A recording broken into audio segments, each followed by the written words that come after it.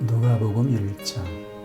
우리 중에 이루어진 사실에 대하여 처음부터 목격자와 말씀이 일꾼된 자들이 전하여 준 그대로 내력을 저술하려고 붓을 든 사람이 많은지라. 그 모든 일을 근원부터 자세히 미루어 살핀 나도 데오빌로 각하에게 차례대로 써보내는 것이 좋은 줄 알았노니, 이는 각하가 알고 있는 바를 더 확실하게 하려 함이로라. 유대왕 헤롯 때에 아비야 반열에 제사장 한 사람이 있었으니 이름은 사가랴요, 그의 아내는 아론의 자손이니 이름은 엘리사벳이라. 이 두 사람이 하나님 앞에 의인이니 주의 모든 계명과 규례대로 흠이 없이 행하더라. 엘리사벳이 잉태를 못함으로 그들에게 자식이 없고 두 사람의 나이가 많더라.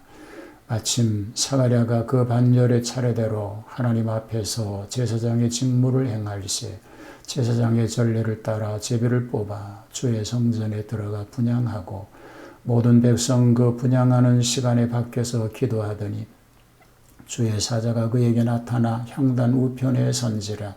사가랴가 보고 놀라며 무서워하니 천사가 그에게 이르되 사가랴여 무서워하지 말라. 너희 간구함이 들린지라. 내 아내 엘리사벳이 내게 아들을 낳아주리니 그 이름을 요한이라 하라. 너도 기뻐하고 즐거워할 것이요 많은 사람도 그의 태어남을 기뻐하리니 이는 그가 주 앞에 큰 자가 되며 포도주나 독한 술을 마시지 아니하며 모태로부터 성령의 충만함을 받아 이스라엘 자손을 주 곧 그들의 하나님께로 많이 돌아오게 하겠습니다. 그가 또 엘리야의 심령과 능력으로 주 앞에 먼저 와서 아버지의 마음을 자식에게 거스리는 자를 의인의 슬기에 돌아오게 하고 주를 위하여 세운 백성을 준비하리라. 사가랴가 천사에게 이르되 내가 이것을 어떻게 알리오? 내가 늙고 아내도 나이가 많으니이다. 천사가 대답하여 이르되 나는 하나님 앞에 서 있는 가브리엘이라. 이 좋은 소식을 전하여 내게 말하라고 보내심을 받았노라. 보라, 이 일이 되는 날까지 내가 말 못하는 자가 되어 능히 말을 못하리니 이는 내가 내 말을 믿지 아니함이거니와 때가 이르면 내 말이 이루어지리라 하더라. 백성들이 사가랴를 기다리며 그가 성전 안에서 지체함을 이상히 여기더라. 그가 나와서 그들에게 말을 못하니 백성들이 그가 성전 안에서 환상을 본 줄 알았더라. 그가 몸짓으로 뜻을 표시하며 그냥 말 못하는 대로 있더니 그 직무의 날이 다 되매 집으로 돌아가니라. 이후에 그의 아내 엘리사벳이 잉태하고 5달 동안 숨어 있으며 이르되 주께서 나를 보내시는 날에 사람들 앞에서 내 부끄러움을 얻게 하시려고 이렇게 행하심이라 하더라. 6째 달에 천사 가브리엘이 하나님의 보내심을 받아 갈릴리 나사렛이란 동네에 가서 다윗의 자손 요셉이라 하는 사람과 약혼한 처녀에게 이르니 그 처녀의 이름은 마리아라. 그에게 들어가 이르되 은혜를 받은 자여 평안할지어다.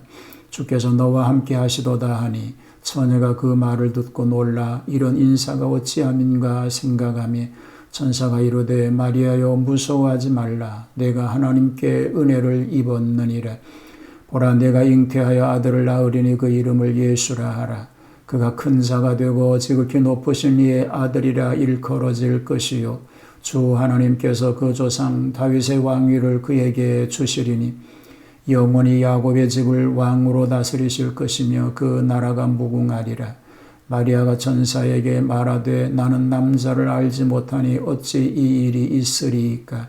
천사가 대답하여 이르되 성령이 내게 임하시고 지극히 높으신 이의 능력이 너를 덮으시리니 이러므로 나실 바 거룩한 이는 하나님의 아들이라 일컬어지리라. 보라, 내 친족 엘리사벳도 늙어서 아들을 배었느니라. 본래 임신하지 못한다고 알려진 이가 이미 6달이 되었나니 대저 하나님의 모든 말씀은 능하지 못하심이 없느니라. 마리아가 이르되 주의 요종이 오니 말씀대로 내게 이루어지이다 하며 천사가 떠나가니라. 이때 마리아가 일어나 빨리 산골로 가서 유다 한 동네에 이르러 사가랴의 집에 들어가 엘리사벳에게 문안하니 엘리사벳이 마리아가 문안함을 들으매 아이가 복중에서 뛰노는지라. 엘리사벳이 성령의 충만함을 받아 큰 소리로 불러 이르되 여자 중에 내가 복이 있으며 내 태중의 아이도 복이 있도다. 내 주의 어머니가 내게 나오니 이 어찌된 일인가. 보라, 내 문안하는 소리가 내 귀에 들릴 때에 아이가 내 복중에서 기쁨으로 뛰놀았도다. 주께서 하신 말씀이 반드시 이루어지리라고 믿은 그 여자에게 복이 있도다. 마리아가 이르되 내 영혼이 주를 찬양하며 내 마음이 하나님 내 구주를 기뻐하였음은 그의 여정의 비천함을 돌아보셨음이라. 보라, 이제 후로는 만세에 나를 복이 있다 일컬으리로다. 능하신 이가 큰 일을 내게 행하셨으니 그 이름이 거룩하시며 긍휼하심이 두려워하는 자에게 대대로 이르는도다. 그의 팔로 힘을 보이사 마음의 생각이 교만한 자들을 흩으셨고 권세 있는 자를 그 위에서 내리치셨으며 비천한 자를 높이셨고 줄이는 자를 좋은 것으로 배불리셨으며 부자는 빈손으로 보내셨도다. 그 종 이스라엘을 도우사 긍휼히 여기시고 기억하시되 우리 조상에게 말씀하신 것과 같이 아브라함과 그 자손에게 영원히 하시리로다 하니라. 마리아가 석 달쯤 함께 있다가 집으로 돌아가니라. 엘리사벳의 해산할 기한이 차서 아들을 낳으니 이웃과 친족이 주께서 그를 크게 긍휼히 여기심을 듣고 함께 즐거워하더라. 8일이 되매 아이를 할례하러 와서 그 아버지의 이름을 따라 사가랴라 하고자 하더니 그 어머니가 대답하여 이르되 아니라 요한이라 할 것이라 하매 그들이 이르되 내 친족 중에 이 이름으로 이름한 이가 없다 하고 그의 아버지께 몸짓하여 무엇으로 이름을 지으려 하는가 물으니 그가 서판을 달라 하여 그 이름을 요한이라 쓰매 다 놀랍게 여기더라. 이에 그 입이 곧 열리고 혀가 풀리며 말을 하여 하나님을 찬송하니 그 근처에 사는 자가 다 두려워하고 이 모든 말이 온 유대 산골에 두루 퍼지매 듣는 사람이 다 이 말을 마음에 두며 이르되 이 아이가 장차 어찌 될까 하니 이는 주의 손이 그와 함께 하심이로라. 그 부친 사가랴가 성령의 충만함을 받아 예언하여 이르되 찬송하리로다. 주 이스라엘의 하나님이여 그 백성을 돌보사 속량하시며 우리를 위하여 구원의 뿔을 그 종 다윗의 집에 일으키셨으니 이것은 주께서 예로부터 거룩한 선지자의 입으로 말씀하신 바와 같이 우리 원수에게서와 우리를 미워하는 모든 자의 손에서 구원하시는 일이라. 우리 조상을 긍휼히 여기시며 그 거룩한 언약을 기억하셨으니 곧 우리 조상 아브라함에게 하신 맹세라. 우리가 원수의 손에서 건지심을 받고 종신토록 주의 앞에서 성결과 의로 두려움이 없이 섬기게 하리라 하셨도다.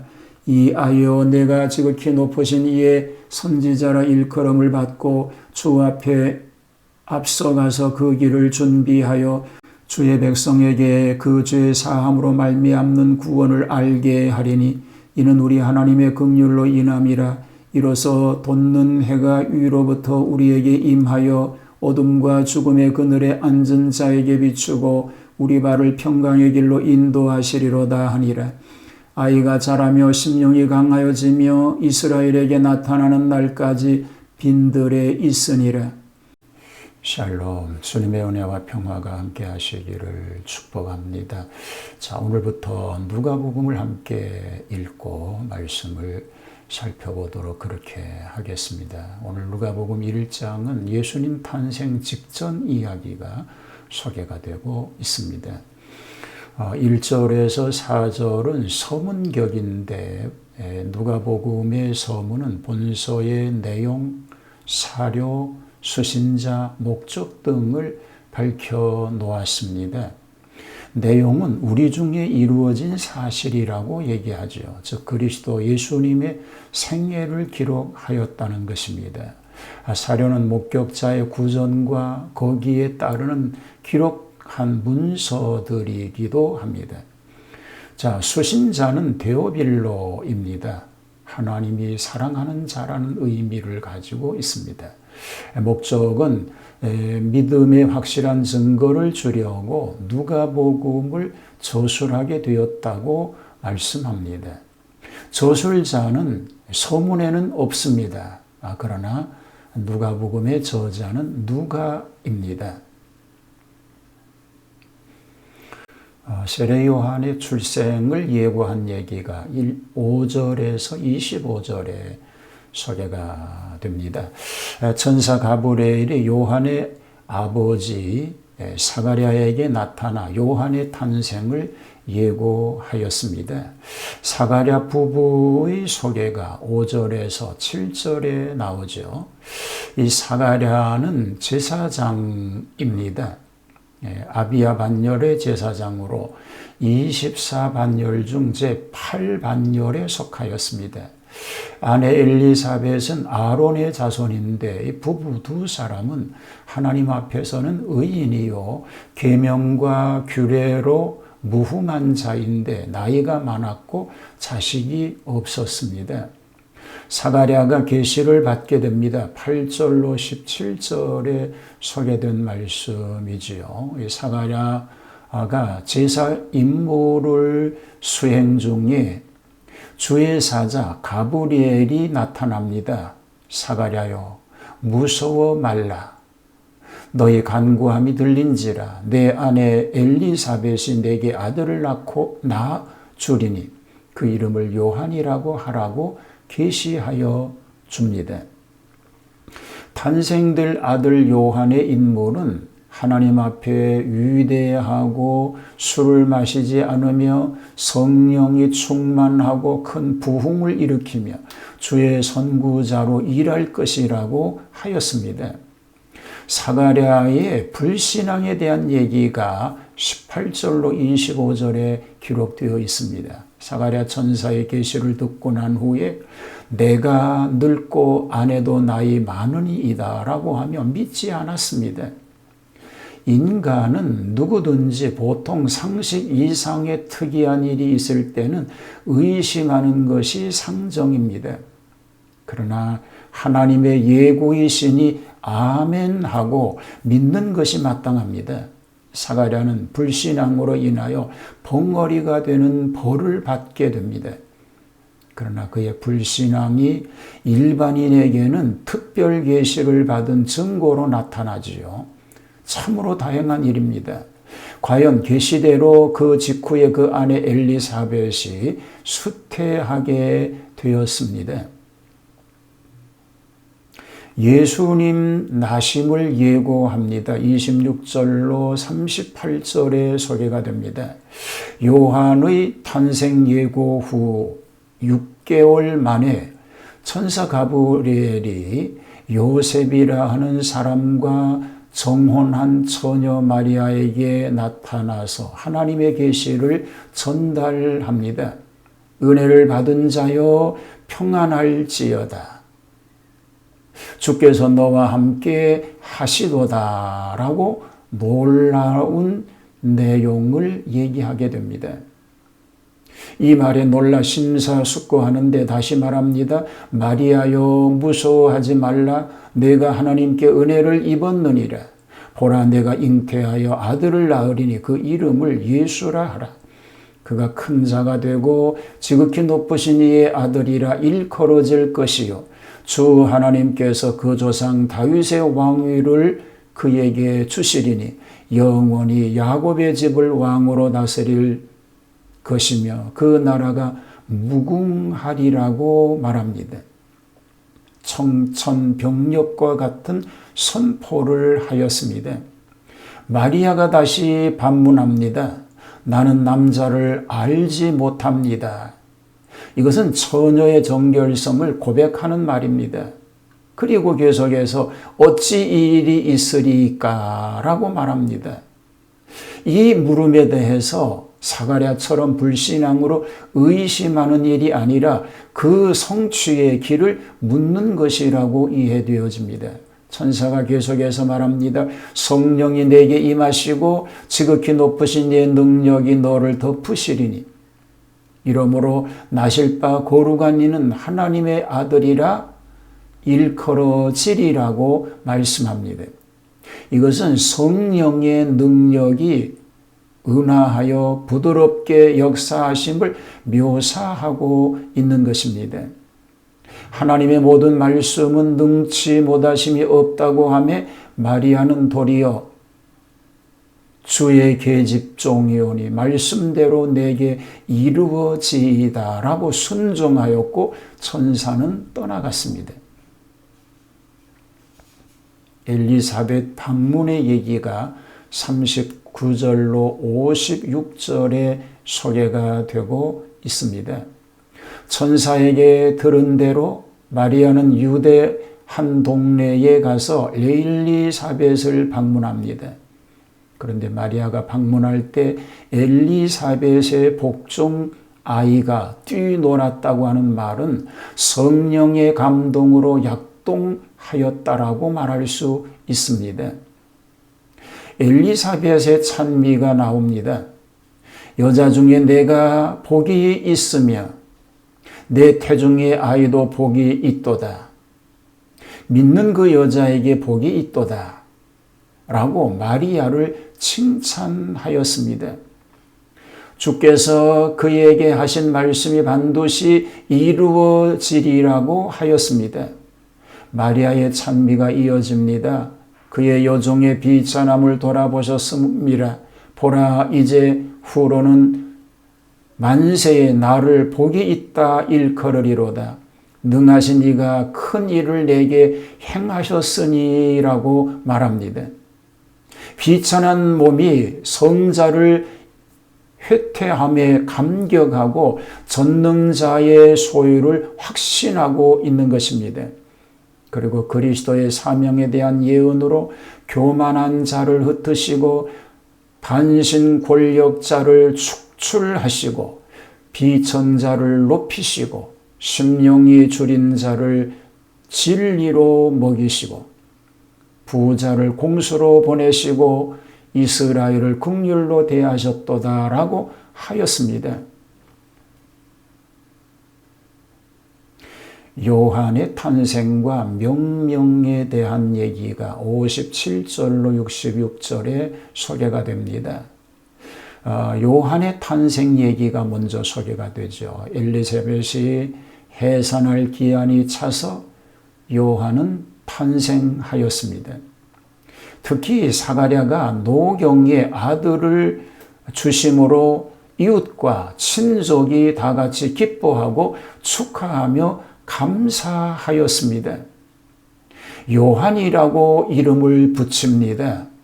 8일이 되매 할례를 행하고 부친의 계통을 따라서 사가랴라고 짓자고 하는 친족의 주장을 물리치고 요한이라고 지은 것은 이미 천사의 지시를 받았기 때문입니다. 어머니도 그랬고 말 못하던 아버지 사가랴도 서판에 기록하여 의사표시를 하게 되니 곧 혀가 풀리어 말을 하며 하나님을 찬미하게 되었습니다. 이 일로 인하여 근처에 사는 사람들이 다 두려워하고 이 모든 일이 유대 산중에 두루 퍼짐에 듣는 사람들이 다 이 말을 마음에 두고 이 아이가 장차 어찌 될 거라고 큰 기대를 걸게 되었습니다. 이것은 하나님의 손길이 저와 함께 하시기 때문인 줄 믿습니다. 사가랴의 예언이 이어집니다. 67절로 79절입니다. 사가랴는 성령의 충만함을 입어서 예언합니다. 성령의 충만함이 없이는 예언할 수가 없는 것입니다. 아무리 훌륭한 제사장이라도 성령의 지시를 따라 순종할 뿐입니다. 사가랴의 찬미는 로마 헬라 교회에서 많이 불렸습니다. 이는 구약의 최후 예언과 신약의 최초 예언이 됩니다. 초대교회가 부른 최초의 찬미이기도 합니다. 노래의 기초는 제사장직입니다. 내용은 은혜를 감사하는 것입니다. 자, 구원하시는 하나님을 찬미합니다. 우리를 위하여 구원의 뿔을 그 종 다윗의 집에 일으키셨다라고 하고 있습니다.